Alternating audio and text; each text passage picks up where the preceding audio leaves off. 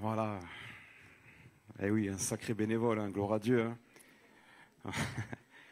On se réjouit. Merci vraiment pour votre accueil. Merci beaucoup. On se réjouit de ce que nous vivons là-haut. On est aussi sur l'église de Pertuis, bien sûr, depuis un peu plus d'un an maintenant. Et on est heureux de travailler sur cette belle œuvre. Je voudrais remercier vraiment Rosetta et Cyril Pouget pour leur accueil, pour leur invitation également. C'est vrai, voilà, ça fait chaud au cœur d'être parmi vous. Depuis vendredi, également Didier et Sarah, qui nous ont reçus, je ne sais pas où ils sont, mais en tous les cas, ils sont là. Ça va Didier? Voilà, on a été reçus comme des petits princes là-bas, le top. Merci beaucoup pour votre hospitalité. On a eu Didier là. Moi, j'ai eu la chance de voir Didier quand j'étais un jeune, un ado. Il était là, un grand frère dans la colo. Là, il bossait. Grand chef de la plonge. Gloire à Dieu. Et au-delà de ça, un homme de Dieu inspirant. Et puis il y a Marc Saez. Qu'est-ce qu'on peut dire? Le jubilé, voilà, gloire à Dieu. Il est toujours là, fidèle au poste. Il rayonne dans plein d'églises. Il est venu nous aider déjà à Pertuis plusieurs fois. Marc, content de se retrouver ici. Marc, c'est une bénédiction pour toute la région. Maintenant, son ministère, il aide, une retraite active. Et on a la joie de bien connaître et d'être devenu ami avec son fils, Samuel Saez, et Johan Saez, son neveu. Et je voulais vous dire ça ce matin. Voilà l'église de la Seine-sur-Mer. C'est beau de voir aussi, on se réjouit pour les baptêmes, et moi je suis trop heureux pour vous. Et c'est beau de voir aussi qu'il y a des serviteurs de Dieu qui sortent du sein de l'église. C'est aussi un symbole de bonne santé spirituelle. C'est tellement beau. À quelques minutes d'ici, Johan, il a implanté, vous savez, le Luc en Provence a implanté une église à Saint-Tropez. Le rayonnement de l'église génère le rayonnement de l'église. Amen. Une église en bonne santé, elle enfante. Alors soyez bénis. Voilà, je ne veux pas être plus long dans l'introduction. Je veux vraiment rentrer dans le message ce matin. Et on va s'intéresser à un personnage exceptionnel, puisque je pense que c'est le roi dont il est, à mon avis, c'est le plus grand. Même au-dessus, peut-être au-dessus du roi David, c'est le roi Josias. On va s'intéresser à Josias. On va lire dans le deuxième livre des Chroniques. Donc voilà, prenez le deuxième livre des Chroniques. C'est un homme extraordinaire. Et je sais qu'on aime beaucoup David. Et moi, le premier, David, l'homme selon le cœur de Dieu. Mais celui-là, ce roi-là, il avait quelque chose d'exceptionnel. On va le lire ensemble. Il n'est pas né dans un contexte facile. Il n'est pas né dans un contexte facile. Et ça va nous parler ce matin en introduction. Je voudrais juste vous dire que le Seigneur ne fait pas cas du contexte. Le titre du message, c'est Josias, la résistance qui mène au réveil. Josias, la résistance qui mène au réveil. On parle de son arrière-grand-père, un roi qui s'appelait Ézéchias, un roi qui était vraiment un bon roi. 2 Chroniques 29, verset 2. Il fit ce qui est droit aux yeux de l'Éternel, entièrement comme avait fait David, son père. Il fit disparaître les hauts lieux, brisa les statues, abattit les idoles. Ça, c'est l'arrière-grand-père, Ézéchias. Son grand-père, Manassé, fut un roi terrible, horrible. Mettez les mots que vous voulez. 2 Rois 21, 16. Manassé répandit aussi beaucoup de sang innocent, jusqu'à en remplir Jérusalem d'un bout à l'autre, outre les péchés qu'il commit et qu'il fit commettre à Juda en faisant ce qui est mal aux yeux de l'Éternel. Son père, Amon, était un mauvais roi, un très mauvais roi. Mettez les mots que vous voulez. 2 Rois, chapitre 21, verset 20. Il fit ce qui est mal aux yeux de l'Éternel, comme avait fait Manassé son père. Il marcha dans toute la voie où avait marché son père. Il servit les idoles qu'avait servi son père et il se prosterna devant elles. Il abandonna l'Éternel, le Dieu de ses pères, et il ne marcha point devant la voie de l'Éternel. Et c'est dans ce contexte-là qu'arrive Josias, un roi qui va être, on va dire, couronné à l'âge de 8 ans. On va le lire. C'est dans ce contexte-là que va arriver ce petit roi, cet enfant. Et on l'a vu avec ces vidéos-là. Et vous le savez déjà parce que dans l'église, ici à la Seine-sur-Mer, il y a déjà des enfants qui viennent à l'école du dimanche. Il y a des enfants qui sont là dans l'église. Des enfants peuvent être attachés à Christ. Alléluia. Peuvent être des enfants au cœur de Dieu, selon le cœur de Dieu.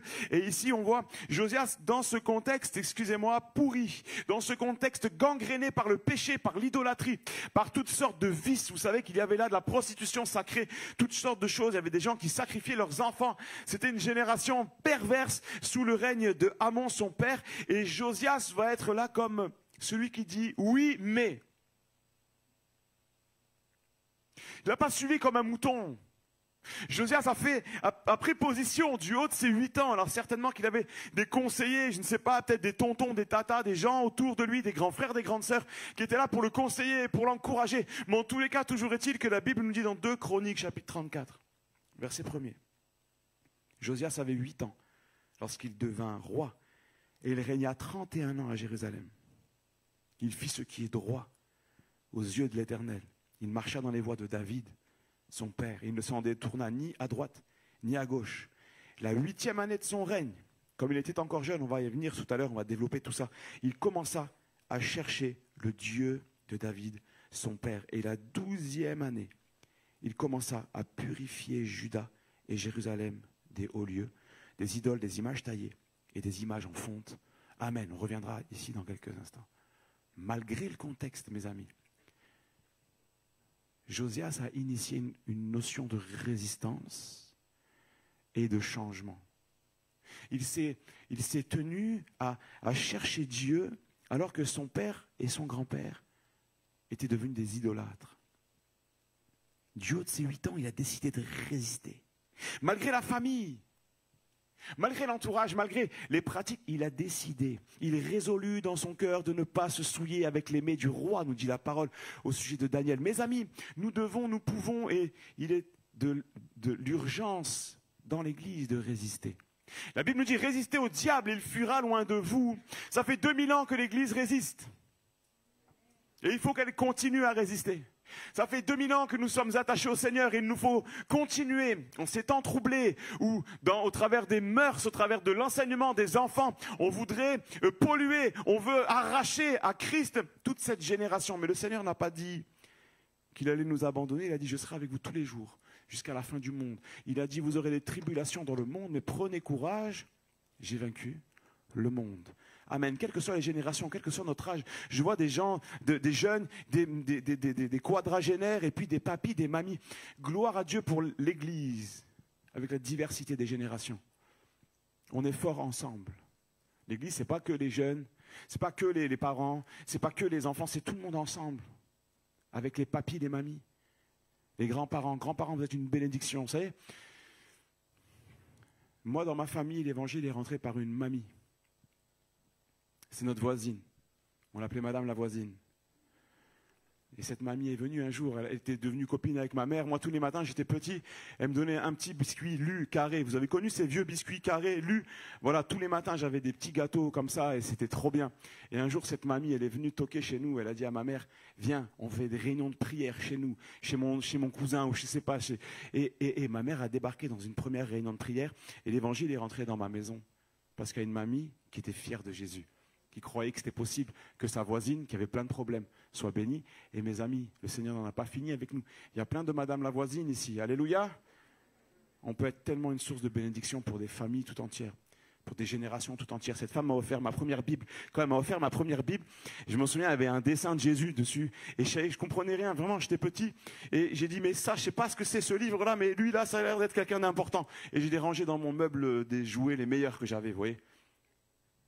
Je ne sais pas si j'ai lu une ligne dedans, mais un jour, Jésus s'est révélé à moi, peu de temps après, j'étais enfant, j'avais 10 ans. Le Seigneur travaille dans le cœur des gamins. Il peut se révéler ici. Josias, il a 8 ans, et il va faire un travail phénoménal de revivaliste.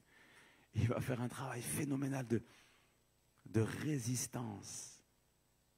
Et on continue juste dans la lecture, il renversa. Au verset 4, les autels de Baal, et il abattit les statues consacrées au soleil qui étaient au-dessus. Il brisa les idoles, les images taillées, et les images en fonte, et les réduisit en poussière. Il répandit la poussière sur les sépulcres de ceux qui leur avaient sacrifiés, et il brûla les ossements des prêtres sur les autels. C'est ainsi qu'il purifia Juda et Jérusalem. Dans les villes de Manassé, d'Éphraïm, de Siméon et même de Nephtali, partout, au milieu de leurs ruines, il renversa les autels, les mit en pièces, les idoles, les images taillées, les réduisit en poussière, il abattit toutes les statues consacrées au soleil, puis dans tout le pays d'Israël. Puis il retourna à Jérusalem. La 18e année de son règne, après qu'il eut purifié le pays et la maison, il envoya Shaphan, fils d'Atsia, l'archiviste pour réparer la maison de l'Éternel son Dieu. Amen. On va poursuivre la lecture tout à l'heure, mais quelques instants quand même. Vous connaissez ce texte où Élie va confronter les prophètes de Baal. Gros combat spirituel, moment énorme où il va faire face et il va leur dire, voilà, vous allez faire vos incantations, vous allez faire vos histoires, mais le Dieu qui répondra par le feu sera le vrai Dieu. Et juste après ça, le Seigneur manifeste sa gloire, la puissance de Dieu descend et puis Élie va être comme saisi de peur et d'angoisse. Il y a un combat spirituel. Dans l'invisible, Élie a été comme attaqué. Et laissez-moi vous dire une chose, ici Josias, il s'attaque à des puissances ténébreuses d'idolâtrie. Du haut de ses 8 ans, c'est pas lui, certainement matériellement, c'est impossible que ce soit lui qui abatte tout ça, mais c'était sur ses ordres à lui, c'était dans son cœur à lui qu'il y avait ce dégoût pour les choses idolâtres, certainement qu'il avait vu son père faire des pratiques terribles. Et il a dit, je veux être un roi qui marche avec Dieu. Et il l'a fait, il a confronté, mes amis, il a confronté ces puissances ténébreuses et par la puissance du Dieu d'Abraham, d'Isaac et de Jacob, il les a vaincus. Par moments dans nos vies, on a peur un peu de rentrer dans le combat spirituel, mais laisse-moi te dire, mon frère, ma soeur, si tu enlèves le combat spirituel de la Bible, tu as enlevé tout ce qui fait de nous des hommes et des femmes puissants dans le nom de Jésus-Christ. Le combat spirituel, ce n'est pas quelque chose de bizarre. Il y a des gens qui ont tordu les Écritures pour en faire n'importe quoi. Mais nous sommes revêtus de l'autorité de Christ et nous n'avons pas à avoir peur des ténèbres. Amen. Jésus a vaincu. Sur le bois de la croix, il a dépouillé les puissances, les autorités, les dominations, il les a livrées en spectacle. Nous sommes plus que vainqueurs par Christ. Nous n'avons pas à avoir peur, alléluia. Je me souviens au fil des années, tellement de personnes tourmentées par des esprits, la nuit, le jour, des gens qui étaient là comme dans la crainte, dans la peur, qui étaient là en train de perdre la foi même. Et ce moment, en un clin d'œil, le Seigneur libère, alléluia. Quand sa présence descend, le Seigneur confronte les puissances. Et il renvoie libres les captifs. Si le Fils vous affranchit, vous serez réellement libres. Et nous sommes ambassadeurs de Christ, appelés à communiquer la vie en abondance, à communiquer la bonne nouvelle de Christ qui libère. Amen. Amen. Josias a décidé de ne pas faire comme les autres, décidé de suivre le Seigneur. À 16 ans, au verset 3, on l'a lu, il avait 16 ans, il se met à chercher, la Bible dit, il commença à rechercher le Dieu de David, son père. Et son père, vous avez compris que ce n'était pas son papa, mais spirituellement, c'est comme si David, c'était son père, c'était le modèle, l'homme selon le cœur de Dieu. Il a dit, je vais prendre ce modèle-là, c'est pas le modèle de mon père, c'est pas mon grand-père, Ézéchias, c'est pas mal, mais je veux carrément, voilà, le meilleur, avant lui, c'était David, je veux David comme modèle. Et moi, j'ai envie de dire, peut-être il a dépassé, on ne sait pas, mais en tout cas, il était un homme intègre. Josias a dit, je vais commencer à chercher Dieu. Vous avez remarqué, de 8 à 16, il a commencé à purifier tout le pays. Il a commencé par certainement son entourage. Il était là dans Juda, mais tout le territoire d'Israël a été purifié. Ça veut dire qu'il y a eu une contamination, une sainte contamination. La propagation de ce que maintenant on va être un peuple qu'on appellera le peuple de Dieu. Josias a fait du bien à tout le peuple. Et laisse-moi te dire, ta foi, ta vie chrétienne, mon frère, ma soeur, doit être contagieuse. Ta consécration doit être contagieuse. Quand on te voit, on doit avoir envie d'être comme toi. Quand on voit ta marche chrétienne, on doit se dire, yes, moi aussi, c'est lui, il peut, moi aussi, je peux. Si lui, il peut tenir, moi, je tiendrai parce que j'ai un modèle là. Il y a une dame, elle a tenu dans l'adversité. Je passe par l'adversité. Je vais tenir comme elle. Il renverse les autels, les statues, il brise les idoles. Sa résistance aux influences va le pousser dans le combat spirituel à être ferme. Et ce qu'il a fait, je pense qu'il y a plein de gens, ils devaient avoir des petites statues, des petits objets chez eux. Et ils ont dû dire, ok, on a vu Josias, on va faire pareil. Je vais nettoyer ma maison. Je vais nettoyer ma maison. Alors vous allez me dire, Alain, nous, tu sais, nous, on est l'église, on est déjà chrétiens, on n'a pas d'idole chez nous. Et j'espère bien, gloire à Dieu, qu'il n'y a pas de petits hôtels chez toi. Il y a des gens, tellement de gens dans l'ignorance qui ont ça chez eux. Tellement de gens. Tellement de gens même, vous savez, il y a des gens même, ils n'ont pas tout compris. Il y a des gens qui parlent aux morts. Et puis ils disent, mais je ne savais pas qu'on n'avait pas le droit de parler à notre grand-père. Mais non, on ne parle pas. On ne parle pas. Mais mes amis, si nous sommes, et je l'espère de tout mon cœur ici, pas concernés par l'idolâtrie dans le sens tel que nous le voyons avec Josias, nous sommes le temple du Saint-Esprit. Et notre maison doit être propre. Notre maison doit être pure. L'église doit être pure. Pas seulement l'église ici. L'église, elle est belle. Ils avaient un carrelage magnifique. Les murs sont super beaux, super propres. Magnifique. Mais l'église, c'est pas... Ça, c'est les bâtiments qui contiennent l'église. L'église, c'est vous. L'église, c'est nous.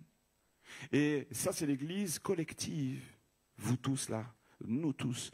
Mais il y a aussi l'église, la portion la plus petite. C'est quand on est tout seul chez nous. Quand tu vas au travail. Quand tu es seul à la maison, c'est toi l'église. Et cette église-là, ce temple doit être propre. Ce temple doit être pur. Ça doit sentir bon. La bonne odeur de Christ. La Bible nous dit que nous sommes ambassadeurs et que nous sommes appelés à répandre la bonne odeur de Christ chez toi. Ça doit sentir Jésus. Dans ton cœur, le temple, ça doit sentir bon.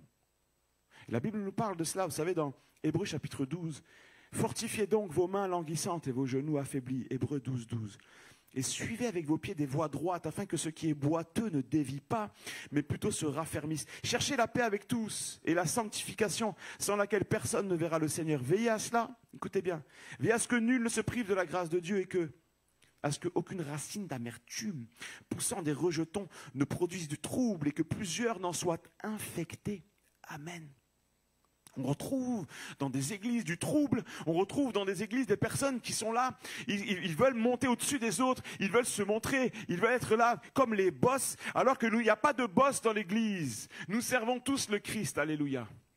Et ici, il est parlé de ce trouble, des racines d'amertume qui infectent. Mes amis, je préparais ce message il y a quelques jours de ça. Et ce mot ça m'a interpellé, les racines d'amertume qui viennent là et qui poussent et qui produisent du trouble et qui infectent des gens. Et j'ai envie de vous dire, les racines d'amertume, il n'y a pas 36 manières de le gérer, il faut les couper. Il faut les couper. Dans ta vie, mon frère, ma soeur, s'il y a de l'amertume. Moi, plusieurs fois dans ma vie, j'ai fait cette expérience d'aller voir des personnes avec qui j'avais un grief, même si j'avais raison. En tout cas, j'estimais avoir raison. Souvent, on estime qu'on a raison, je ne sais pas vous. Souvent, j'estime que j'ai raison. Mais je suis allé voir ces personnes en leur disant, écoutez, je veux maintenant qu'on règle les choses devant Dieu. Il n'y a pas d'animosité dans mon cœur vis-à-vis de vous, c'est terminé. Et je crois que c'est important de faire ça dans nos vies régulièrement. Ne garde pas. Des fois, on voit des personnes dans nos églises avec 20 ans. Il y a 20 ans, il s'est passé un truc. Et les 20 ans, après, les répercussions sont encore là. Frères et sœurs, le temple se souille par l'amertume. Le temple est déshonoré. Il n'y a pas de statut, mais il y a du péché qui s'infiltre par la colère, l'animosité, les jalousies, les disputes, les querelles. C'est dans toutes les églises. Nous devons veiller à ça. Là, dans notre cœur, en premier, et puis dans l'église, quand on est là entre nous. Je me rappelle, j'étais tout jeune converti. Il y avait un garçon, un jeune homme, j'avais 20 ans, il m'avait vraiment blessé. Il était sur l'estrade, il faisait de la batterie le dimanche. Et quand tu es jeune converti, tu veux faire les choses simplement, vous voyez, vite fait, tu comprends, tu mets en application. Et là, j'ai lu ce verset. Avant de prendre le Saint-Repas, il fallait voilà, sonder son cœur. Et nos pasteurs l'enseignaient. Tu sondes ton cœur et si tu as quelque chose contre quelqu'un, tu vas et tu le règles. Je me rappelle, je suis monté sur l'estrade. J'ai dit, tu m'as blessé. Mais je te pardonne. Je suis redescendu de l'estrade. J'étais tout content. Les gens ils me disaient, mais qu'est-ce qu'il fait celui-là? Il est bizarre un peu. J'ai pris la Sainte Seine et j'étais content. C'était réglé. Ça m'a fait du bien. C'est des choses simples. Le temple doit être propre. Le temple doit être pur. La résistance de Josias. Et puis il va passer dans une résistance active. Il va purifier le temple. Il va même envoyer des personnes pour réparer la maison de son Dieu. Il était dans un état lamentable. La maison de Dieu était souillée au possible. Frères et sœurs, vous avez des semaines de prière là, ça arrive. Oh, c'est trop beau, c'est trop bon de voir ça, l'église qui se mobilise dans la prière. Quand on prie, on cherche Dieu, le Seigneur nous montre des choses à régler. Pourquoi? Pour que l'épouse soit belle. Pour que l'épouse soit belle, qu'elle sente bon, que l'église soit bien apprêtée. Seigneur, c'est pour toi qu'on veut le meilleur dans nos cœurs, qu'il n'y ait pas de souillure, que tu sois fier de ton enfant. Je veux que tu sois fier de moi, Seigneur. Amen. Yes. Et puis, le roi Josias, il va faire une expérience exceptionnelle, puisqu'ils vont, vous savez, au fil des années et des règnes de Manassé et de Amon, la parole de Dieu avait disparu. Ils vont retomber en nettoyant, en cherchant à rétablir les choses. Ils vont retomber sur la loi de l'Éternel. Et dans le verset 14, il est dit, au moment où on sortit l'argent qui avait été apporté dans la maison de l'Éternel, il est dit, Ilkija, verset 15, prit la parole et dit, j'ai trouvé le livre de la loi dans la maison de l'Éternel. Et Ilkija donna le livre à Shaphan. Et Shaphan l'apporte au roi et il va lui lire. Lorsque le roi, verset 19, entendit les paroles de la loi, la Bible dit, il déchira ses vêtements. Le roi donna l'ordre à Ilkija. Et il va dire au verset 21, allez consulter l'Éternel pour moi et pour ceux qui restent en Israël et en Juda, au sujet des paroles de ce livre, car grande est la colère de l'Éternel qui s'est répandue sur nous, parce que nos pères n'ont point observé la parole de l'Éternel et n'ont point mis en pratique ce qui est écrit dans ce livre. Frères et sœurs, à l'écoute de la Bible, à l'écoute de la parole de Dieu, Josias va déchirer ses vêtements. Il va déchirer ses vêtements, signe d'humiliation profonde. Et je vous pose cette question ce matin toute simple. Quel est l'effet de la parole de Dieu sur toi en 2024, maintenant ? Peut-être tu vas me dire, mais moi, Alain, je connais la Bible. Tu n'étais même pas né que déjà je connaissais la Bible. C'est super. Il y a des gens qui connaissent la Bible sur le bout des doigts. Mais ça ne va pas dépasser le bout des doigts. Il vaut mieux en connaître moins, mais en vivre plus. Frères et sœurs, soyons de ceux qui dévorent la parole de Dieu et qui se laissent reprendre, qui se laissent influencer, qui se laissent construire, qui se laissent bâtir par la parole de Dieu.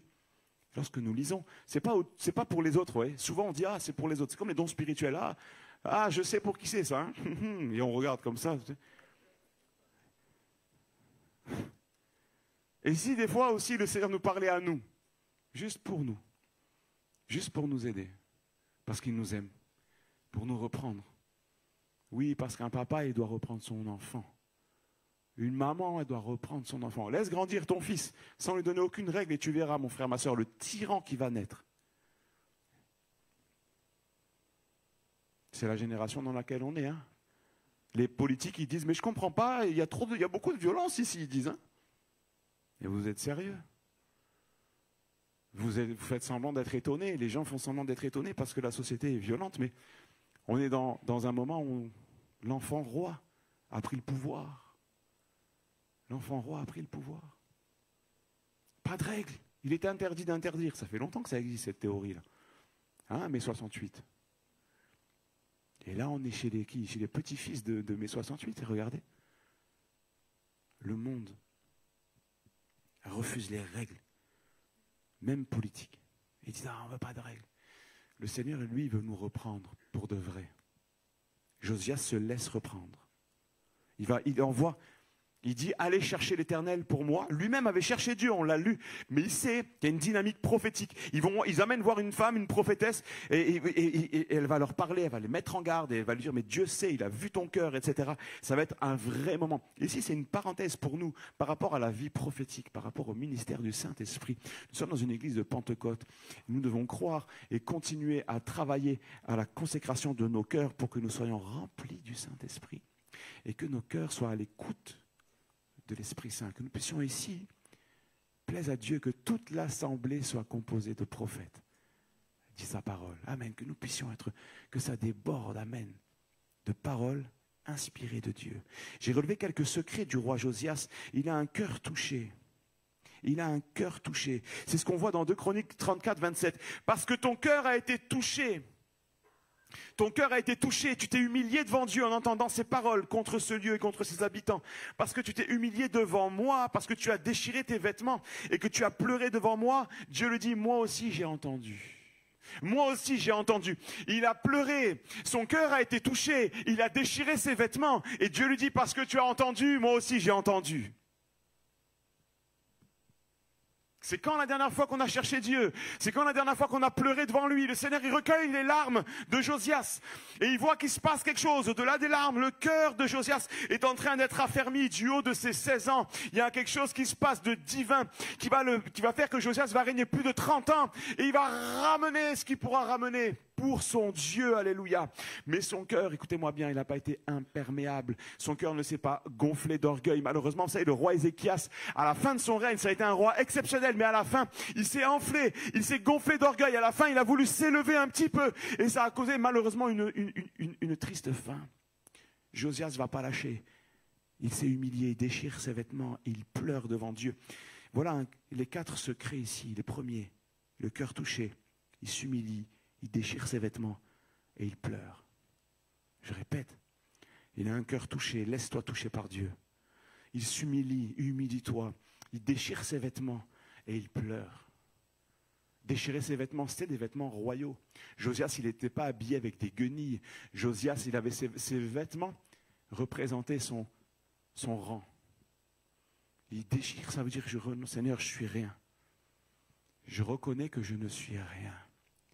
Vous savez quoi, mes amis, ça fait du bien de reconnaître que nous ne sommes rien. Nous sommes tellement petits. Des fois, nos titres, notre argent, notre nouvelle voiture nous fait croire qu'on est devenu quelqu'un. Alors qu'on ne nous sommes rien. Nous ne sommes rien. Nous ne sommes rien. On est tout petit. Et le Seigneur nous aime en tant que tout petit. Nous ne cherchons pas à nous élever. La Bible dit celui qui s'abaisse, par contre, il sera élevé. Mais pas aux yeux des hommes, forcément. Mais là-haut, on aura des surprises. On aura des suspens là-haut. Quand on sera dans la gloire, on verra des gens avec des couronnes énormes. Des personnes peut-être qui faisaient le ménage dans l'église, on dira, et on la verra passer avec une couronne plus grande, peut-être même que Josias, et on dira, mais Seigneur, erreur de casting, Seigneur, tu t'es trompé. Allons voir les papiers, qu'est-ce qui s'est passé? C'était juste une femme de ménage dans l'église. Et le Seigneur, il nous dira peut-être, mais tais-toi, tu sais même pas de quoi tu parles. Tu sais les heures qu'elle a passées à genoux, alors qu'elle venait pour nettoyer l'église. Elle passait du temps pour prier pour le pasteur, pour la famille, pour les serviteurs, pour que l'onction de Dieu descende, pour qu'il y ait des baptêmes. Et nous, on dira, d'accord, Seigneur, pardon.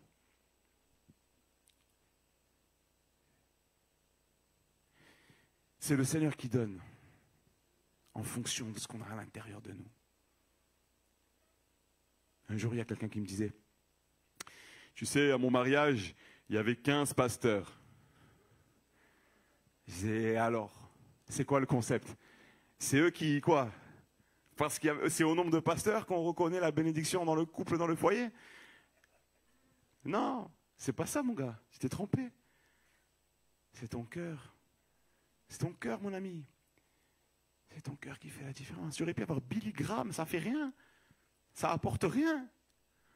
C'est le Seigneur qui bénit, qui bâtit. C'est lui qui bâtit la maison. Si ce n'est pas lui qui bâtit la maison, ceux qui bâtissent, ils bâtissent en vain. Laisse-le bâtir ta maison comme Josias. Déchire tes vêtements. Pleure devant Dieu. Oui, parce que des fois, mes amis, il ne nous reste plus que nos larmes. Mais sache que quand tu pleures devant Dieu, il est là. Même s'il est discret, il est là. Il t'écoute. Il t'entend. Pas avec un regard de jugement, de méchanceté, de celui qui va te frapper, mais avec un regard d'amour. Il a pleuré avant toi. Jésus, un jour, a pleuré, mes amis, sur Jérusalem. Il a pleuré. Il n'est pas arrivé en philosophe conquérant. Jésus a pleuré. Sa sueur est devenue comme des grumeaux de sang, nous dit la Bible. Dans quel état il s'était mis, Jésus, pour nous? Tellement il nous aime. Tellement il nous aime. Il a le cœur touché. Il s'humilie. Il déchire ses vêtements. Et il pleure. Dieu va lui dire, c'est énorme. Tu as pleuré devant moi. Moi aussi j'ai entendu. Et si on réalisait que Dieu nous entend, pour de vrai, il nous entend. Dans le secret même, dans les moments les plus terribles de nos vies, il est là. La Bible dit qu'il ne sommeille ni ne dort.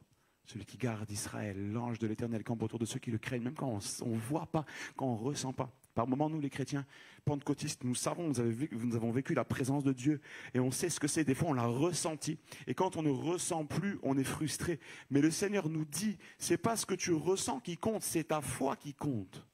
Par moments, on ressent la présence de Dieu et je dis merci Seigneur. Par moments, on ne ressent pas, mais on croit quand même. Notre foi ne dépend pas de nos sensations. Elle dépend de la parole de Dieu. Elle est enracinée dans la parole. Lorsqu'on parle de choses cachées comme ça, parce que Josias, certainement, il a dû pleurer dans le secret. Mes amis, c'est là que se construisent les héros. C'est là que se forgent les femmes de Dieu. C'est là que les gens se consolident eux-mêmes. C'est là que le temple est purifié, mais aussi consolidé. Quand il n'y a personne. Quand je viens à l'église, j'ai une belle Bible, alléluia. Regardez, ça fait bien, hein? Je dirais un bon chrétien comme ça. Et tu dis quelques gloires à Dieu. Ça va frère, par la grâce de Dieu, ça va bien. Ok, on s'est habitué, le langage, on connaît, on est des chrétiens depuis des années. Mais la vérité, c'est que ce qui est à l'intérieur, il n'y a que nous qui le savons. Et mon frère, occupe-toi de l'intérieur. Ma sœur, occupe-toi de l'intérieur. C'est bien, franchement, je vois des sœurs qui se sont bien préparées. Hein. Et ma femme aussi, quand je ne peux même pas mettre un pied dans la salle de bain, moi, le matin, vous voyez, le dimanche. Qu'est-ce que tu fais? C'est pas libre. Bon, ok, on se prépare, c'est bien, on est bien habillés. Mais dedans, il faut que ça soit encore plus beau qu'à l'extérieur. Amen. Encore plus beau. Je me souviens de ce récit d'un homme qui a vécu persécuté dans une cellule.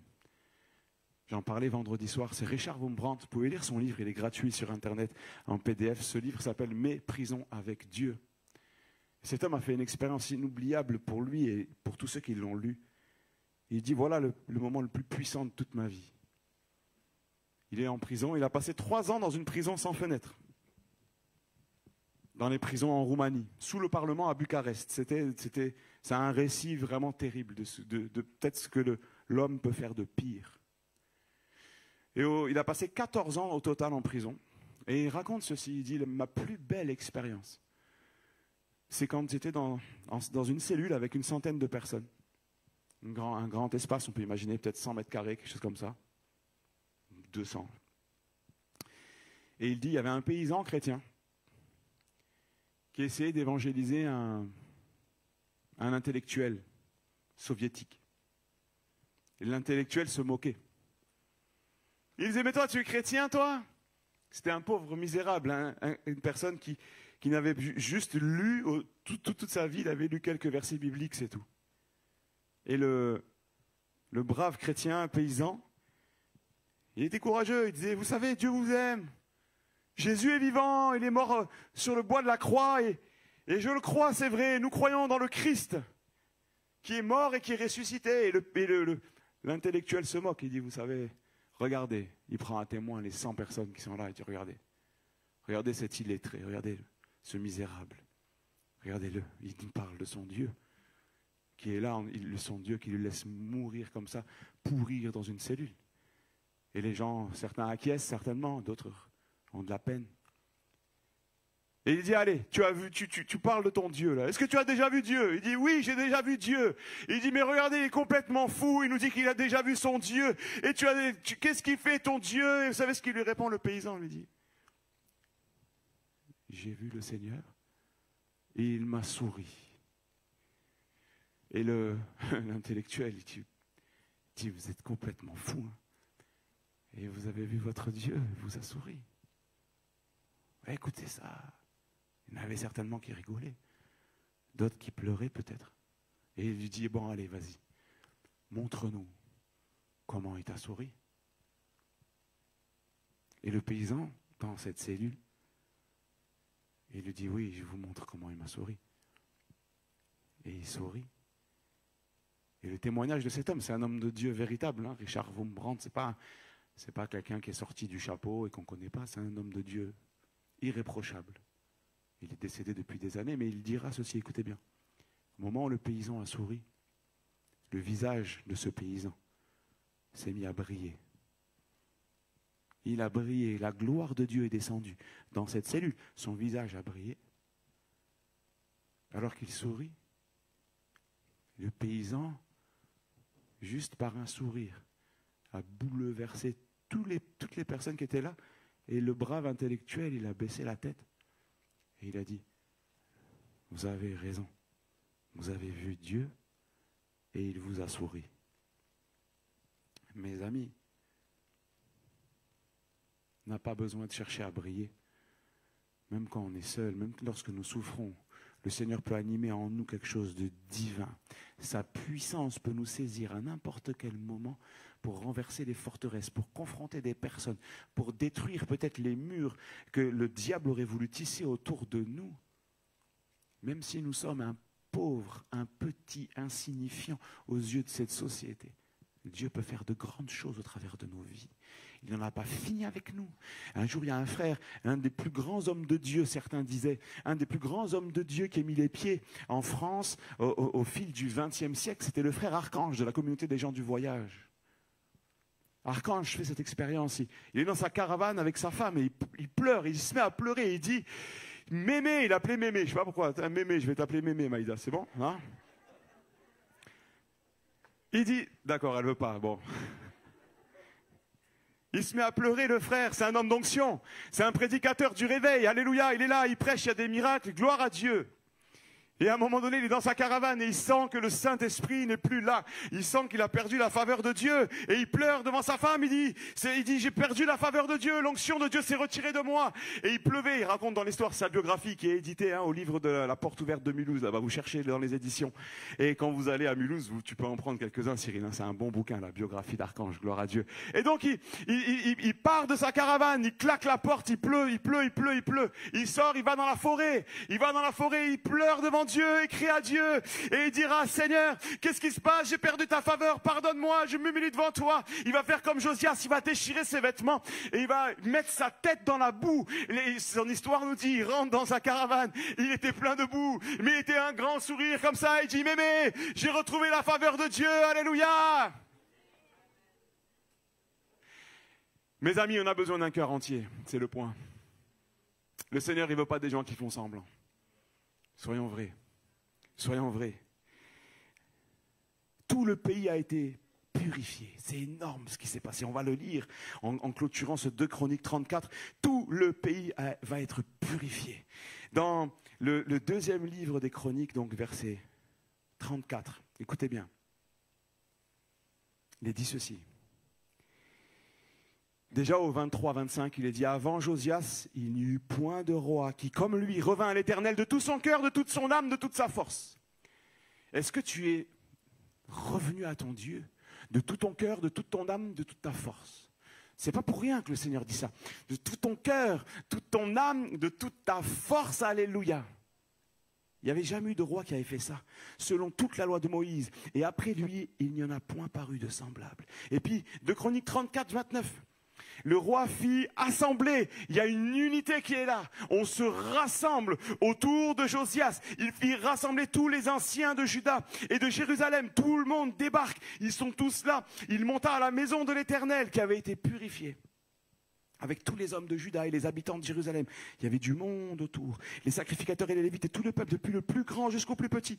Et il lut, écoutez bien, il lut devant eux toutes les paroles du livre de l'Alliance qu'on avait trouvé dans la maison de l'Éternel. Le roi se tenait sur l'estrade et il traita alliance devant l'Éternel, s'engageant à suivre l'Éternel et à observer ses ordonnances, ses préceptes et ses lois de tout son cœur, de toute son âme, afin de mettre en pratique les paroles de l'alliance. Et verset 32, il fit entrer dans l'alliance tous ceux qui se trouvaient à Jérusalem et en Benjamin. Et les habitants de Jérusalem agirent selon l'alliance. Josias fit disparaître toutes les abominations de tous les pays appartenant aux enfants d'Israël. Et il obligea tous ceux qui se trouvaient en Israël à servir l'Éternel leur Dieu pendant toute sa vie. Ils ne se détournèrent point de l'Éternel, le Dieu de leur père. Et on voit les détails maintenant. Chapitre 23, verset 7. Il a bâti les maisons des prostituées qui étaient dans la maison de l'Éternel. Écoutez ça. Il a bâti les maisons des prostituées qui étaient dans la maison de l'Éternel. C'est grave. Où il y avait des femmes qui tissaient des tentes pour Astarté. Puis au verset 24 de ce même chapitre 23, 2 Rois 23, 24, de plus Josias fit disparaître ceux qui évoquaient les esprits, ceux qui prédisaient l'avenir, les téraphim, les idoles et toutes les abominations qui se voyaient dans le pays de Juda, afin de mettre en pratique les paroles de la loi que le sacrificateur Ilkija avait retrouvées dans la maison de l'Éternel. La prostitution, mes amis. Jésus a dit, celui qui regarde une femme pour la convoiter a déjà commis un adultère avec elle dans son cœur. Nous ne pouvons pas marcher avec le Christ si nous n'avons pas un œil qui est purifié, mes amis. Si nous n'avons pas des yeux purs qui peuvent regarder des choses saines, qui sont capables de dire stop, qui prennent la télécommande, qui prennent la souris de l'ordinateur, le téléphone, qui disent ça suffit. Je ne veux pas souiller mon cœur. Je ne veux pas souiller mon âme. Je ne veux pas souiller le temple. Je ne veux pas faire rentrer des maisons de prostituées dans le temple. Excusez-moi l'expression, mais mes amis, c'est la vérité. On se parle en bon français ce matin. C'est la vraie parole de Dieu. Que celui qui est debout prenne garde de ne pas tomber.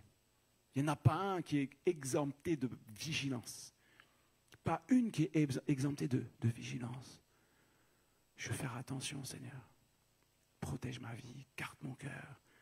J'ai ma part à faire, Seigneur. Je la ferai de tout mon cœur. Seigneur, s'il y a un problème dans ma vie, montre-moi. Si je suis faible, Seigneur, s'il y a des zones de fragilité dans ma vie, vis-à-vis de la sexualité, montre-moi. Aide-moi à tenir. L'apôtre Paul disait, je traite durement mon corps et je le tiens assujetti. Je traite durement mon corps. Oui, il y a un combat spirituel et il y a aussi un combat contre notre propre chair. Josias fait tout disparaître. Et puis, il fit disparaître ceux qui évoquaient les esprits. Il tranche définitivement vis-à-vis de tout le peuple. Et il dit ça, on n'en veut pas. On ne touche pas à ça. On ne touche pas à ça. Et que dans nos églises, frères et sœurs, il n'y ait pas des gens, des frères, des sœurs qui regardent des choses, qui lisent des ouvrages, qui sont en phase avec ce monde des ténèbres. Eh oui, Netflix en est infesté, même Disney+. Moi, Disney+, je m'étais dit, comment ça s'appelle, les dessins animés là, les princesses et tout ça, c'est mignon, vous voyez. C'est mignon, on a pris, il n'y a pas de problème. Mais j'étais choqué quand j'ai vu les films d'horreur débarquer sur Disney+. Vous voyez, mes amis? Et c'est ça qu'on veut donner, que la société dans laquelle on est veut donner à nos enfants comme nourriture. Mais il n'y a pas, tu ne mangeras pas ça. Moi, je vais te donner de la bonne nourriture, de bons divertissements. Et nous avons un devoir, frères et sœurs, en tant que parents, grands-parents. Nous avons un devoir de filtrage. Il n'y a pas, il faut savoir dire non.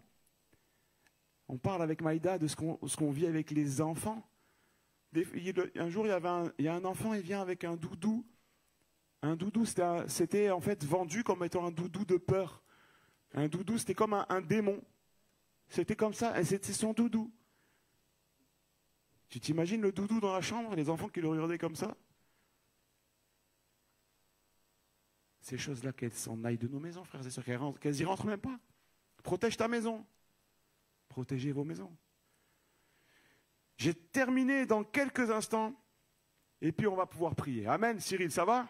Une église où on prie comme ça, là, les semaines de prière qui vont arriver, je me suis dit, Alain, il faut obliger, on finit par la prière. Amen. Ça va?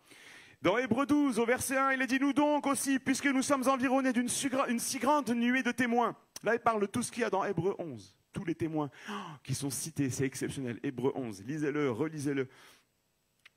Rejetons tout fardeau et le péché qui nous enveloppe si facilement et courons avec persévérance dans la carrière qui nous est ouverte. Courons avec persévérance dans la carrière qui nous est ouverte. Nous sommes dans un siècle un petit peu, vous voyez, où on imagine qu'il n'y a que les grands, il n'y a que les pasteurs qui vivent des choses super, il n'y a que ceux qui ont été appelés, ceux qui vivent des choses fortes. Wow, on les voit sur les réseaux sociaux, on les voit sur les estrades, et puis les autres, nous, on est des petits chrétiens, et c'est pas grave, c'est comme ça. Mais c'est pas ce que Dieu nous dit. Le Seigneur ne nous dit pas ça. On est dans le Nouveau Testament, on est dans Hébreux chapitre 12. Et il te dit, mon frère, ma sœur, rejette le fardeau, rejette le péché et cours avec persévérance dans la carrière qui t'est ouverte. La carrière, le mot carrière, j'ai regardé ici, ça signifie l'arène. L'arène, vous savez où il y avait les jeux, les lutteurs, les gladiateurs et tous ces trucs-là. Le Seigneur, il te dit, mon frère, il y a un moment où c'est ton tour, où c'est ton moment. Tu vas débarquer dans l'arène et tu vas vivre de grandes choses, toi aussi. Le Seigneur n'a pas prévu simplement une poignée d'élus qui vont changer le monde. Et il a dit à tous les croyants, voici les miracles qui accompagneront ceux qui auront cru. Amen. Ceux qui auront cru. Si tu crois, tu verras la gloire de Dieu. Amen. Dans ta famille, dans ta maison, dans ton immeuble. Ça peut devenir une église, ton immeuble. Alléluia. Tu peux contaminer, toucher avec de l'amour de Christ. Tu peux toucher tes voisins. Rentre Et vous avez vu, il est dit, courons avec persévérance. Déjà, il y a une notion de vitesse. Vas-y maintenant. N'attends pas d'avoir 120 ans. Il y a peut-être quelqu'un, il a 120 ans, mais cours quand même, mon frère. Cours. Et il est même dit, cours avec persévérance. N'arrête pas de courir. Continue, la vie chrétienne, c'est jusqu'au bout. On y va à fond. C'est long, c'est dur. Des fois, on court en pleurant. Mais la Bible dit, quand je marche, même dans la vallée des pleurs, il en fait un lieu plein de sources. Alléluia. Cours avec persévérance dans la carrière qui nous est ouverte. Il t'a ouvert la porte. Il ouvre l'arène. Imagine, tu es là, tu es devant. Je ne sais pas si tu es déjà allé au Colisée à Rome, peut-être l'endroit le plus terrible. C'est l'endroit où il y a eu le plus de morts au mètre carré dans l'histoire de l'humanité. Ça paraît fou, mais c'est la réalité. Imagine, tu es là, tu es devant le Colisée, on ouvre et on va dire, allez, maintenant c'est à toi. Et il y a des ennemis, il y a des lions et tout. Et oulala. Ben, tu as une petite épée, c'est à toi de te... Allez, vas-y. Mais le Seigneur, il est avec toi, mon gars. Il est avec toi. Il est avec toi dans l'arène. On n'est pas tout seul. Je puis tout par celui qui me fortifie. Il me fortifie. Il nous a donné le pouvoir, l'autorité pour marcher sur les serpents, sur les scorpions. Et la Bible dit sur toute la puissance de l'adversaire. Tout ce qui aurait pu nous détruire, Jésus l'a détruit. Jésus l'a vaincu. Notre héritage mauvais, peut-être dans ta famille, des personnes ont touché à l'occultisme, à des choses mauvaises. C'est pas ça qui peut te freiner, mon frère, ma sœur, parce qu'en Jésus-Christ, nous sommes libres. Nous sommes libres. Nous sommes libres des pratiques occultes des ancêtres. Nous sommes une nouvelle créature. Pour nous, les choses anciennes sont passées. Et toutes choses sont devenues nouvelles. Amen. Amen. On va fermer nos yeux si vous le voulez bien. Et on va prendre un temps de prière. J'ai invité notre sœur au piano et on va juste prendre un temps. Il y a peut-être un frère, une sœur qui est devant cette carrière ouverte là. C'est ouvert, c'est pour toi, mais tu as peur. Et ce matin, je voudrais te dire, et si Josias, s'il avait eu peur, rien ne se serait passé. Si Josias avait hésité, rien ne se serait passé. Mais parce que Josias a fait confiance à Dieu, qu'il l'a cherché de tout son cœur. Il a déchiré ses vêtements, il a pleuré, il a cherché Dieu. Parce qu'il a agi de cette manière. Le Seigneur a été avec lui, il a été une grande bénédiction pour tout le peuple. Et Dieu te dit ce matin, et si c'était ton tour? Et si c'était ton tour à la Seine-sur-Mer, dans cette belle église, d'être de ceux qui déchirent leurs vêtements, d'être de ceux qui savent s'abaisser, de ceux qui savent s'humilier devant Dieu, pas devant les hommes, devant Dieu, pour laisser le Seigneur se servir de toi et que tu puisses devenir une source de bénédiction. Une source de bénédiction. La dernière chose qu'a fait Josias, écoutez-moi bien, je finis par là. La dernière chose qu'a fait Josias, il a célébré la Pâque à la fin de sa vie. Il a célébré la Pâque avec tout le peuple. Il les encouragea au service de Chroniques 35. Il les encouragea au service de la maison de l'Éternel. Et il dit aux Lévites qui enseignaient tout Israël, qui était consacré à l'Éternel, placez l'arche sainte dans la maison. Et il terminera en leur disant, servez maintenant l'Éternel, votre Dieu, et son peuple. Servez l'Éternel et son peuple. Je vous encourage, frères et sœurs, à rentrer dans une vie de serviteur. Si tu y es déjà, reste-y, continue. On n'a qu'une seule manière de dépenser nos vies. Et c'est à nous de choisir. Consacre-toi à Dieu ce matin. Je vais laisser simplement Cyril prendre le relais maintenant. On finit par la prière, mais c'est un homme, une femme qui veut déchirer son cœur devant Dieu, dire Seigneur, me voici devant toi. Seigneur, pardonne-moi pour le péché, pardonne-moi pour la routine, pardonne-moi, Seigneur, d'avoir été sur le bord du chemin, assis, en train de regarder mes frères et mes sœurs servir. Seigneur, je veux que tu sois fier de moi. Comme Josias, Seigneur, je veux m'humilier devant toi. Touche, Seigneur, les cœurs ce matin. Et fais germer dans cette église encore d'autres personnes des 100%, des gens entiers, des gens consacrés à ton œuvre. Merci pour tout ce qui se passe déjà de beau ici. Continue à bénir cette église. Seigneur, au nom de Jésus, merci, merci, merci Seigneur. Pour ce que tu vas faire encore. Tu n'en as pas fini avec cette église. Tu vas encore l'arroser. Tu vas encore faire germer. Tu vas encore faire grandir des hommes, des femmes. Pour ta seule gloire. Dans le nom de Jésus. Amen. Alléluia. Peut-être juste, on va pas faire un appel, venir devant, etc.